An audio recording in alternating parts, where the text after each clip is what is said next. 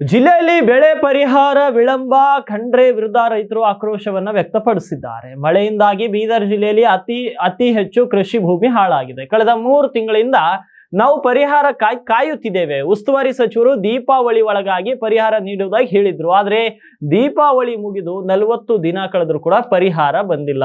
ಕೇವಲ ಭಾಲ್ಕಿ ತಾಲೂಕಿನ 60% ರೈತರಿಗೆ ಮಾತ್ರ ಬಂದಿದೆ. ಇನ್ನುಳಿದಂತ ತಾಲೂಕಿನ ರೈತರಿಗೆ ಪರಿಹಾರ ನೀಡುತ್ತಿಲ್ಲ. ಉಸ್ತುವಾರಿ ಸಚಿವರು ತಮ್ಮ ಕ್ಷೇತ್ರದ ರೈತರಿಗೆ ಮಾತ್ರ ಪರಿಹಾರ ನೀಡುತ್ತಿದ್ದಾರೆ. ರಾಜ್ಯ ಸರ್ಕಾರದ ದುಡ್ಡಿರಲಿ, ಕೇಂದ್ರ ಸರ್ಕಾರದ NDRF ಹಣವನ್ನ ನೀಡುತ್ತಿಲ್ಲ. ಸರ್ಕಾರ 4-5 ದಿನಗಳಲ್ಲಿ ಪರಿಹಾರ ನೀಡಬೇಕು, ಇಲ್ಲದಿದ್ದರೆ ರಸ್ತೆಗಿಳಿದು ಹೋರಾಡುತ್ತೇವೆ.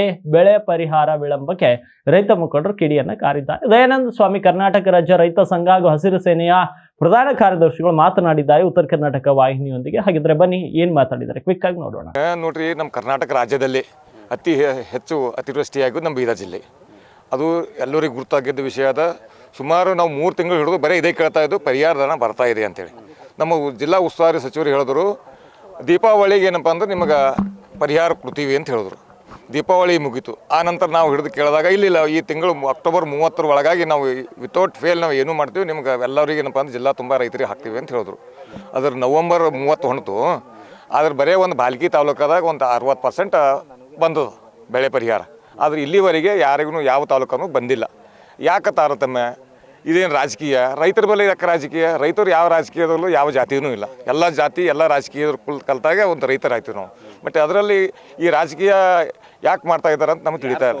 ಭಾಲ್ಕಿ ಒಂದೇ ಬರಬೇಕಂದ್ರೆ ಜಿಲ್ಲಾ ಉಸ್ತುವಾರಿ ಸಚಿವರದ ಕಾನ್ಸ್ಟಿಟ್ಯೂನ್ಸಿ ಭಾಲ್ಕಿ, ಮತ್ತು ಅವ್ರ ಕಾನ್ಸ್ಟಿಟ್ಯೂನ್ಸಿದಾಗ ಅವ್ರು ಹಾಕೊಂಡ್ರೆ ಮತ್ತು ಅವ್ರಿಗೆ ನಾವು ಯಾರಿಗಂತ ಹೇಳ್ಬೇಕು ಎಲ್ಲರೂ ತಿಳಿಯೋದು ಮಾತಿದು. ನಾವೆಲ್ಲ ಎಲ್ಲರೂ ಜನರು ಅಂತ ಇದ್ದಾರೆ, ರೈತರು ಅಂತ ಇದ್ದಾರೆ. ಸಹಜವಾಗಿ ಮಾತಿದು ಗೊತ್ತಾಗಲತ್ತದ. ನಾವಿಲ್ಲ ಎಲ್ಲರೂ ಅಂತ ಇದ್ದಾರೆ. ಅವರು ಬರೀ ಸೀಮಿತವಾಗಿ ಭಾಲ್ಕಿಗೆ ಅಷ್ಟೇ ಕಾಣ್ತಾ ಇದ್ದಾರೆ. ಯಾಕಂದ್ರೆ ಭಾಲ್ಕಿ ಬಂದುಬಿಟ್ಟು ಯಾವ ಜಿಲ್ಲಾದಾಗ ಯಾವ ತಾಲೂಕಾದಾಗ ಹಣ ಬಂದಿಲ್ಲ, ಪರಿಹಾರ ಬಂದಿಲ್ಲ ಅಂದಾಗ ಅವರು ಭಾಲ್ಕಿಗೆ ಅಷ್ಟೇ ಸೀಮಿತ ಅಂತ ಇವನ್ ಜಿಲ್ಲಾ ತುಂಬ ಎಲ್ಲ ರೈತರು ಅಂತ ಇದ್ದಾರೆ.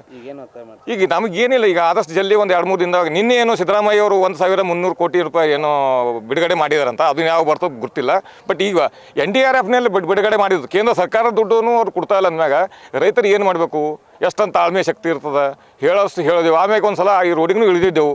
ಆನಂತರ ಈಗ ಮುಂದಿನ ಸಲ ಇನ್ನೊಂದು 4 ದಿವಸ ಟೈಮ್ ಕೊಟ್ಟು ಮತ್ತು ನಾವು ಹೋರಾಟಕ್ಕೆ ಇಳಿತೇವೆ. ಅದಕ್ಕೆ ಏನೇ ಅನಾಹುತ ಆದ್ರೆ ಅದಕ್ಕೆ ಸರ್ಕಾರವೇ ಜಿಲ್ಲಾ ಆಡಳಿತವೆ ಅಂತ ಹೇಳಿ ಇವತ್ತು ವಾಹಿನಿ ಮೂಲಕ ಹೇಳಕ್ಕೆ ನಾನು ಇಷ್ಟಪಡ್ತೀನಿ.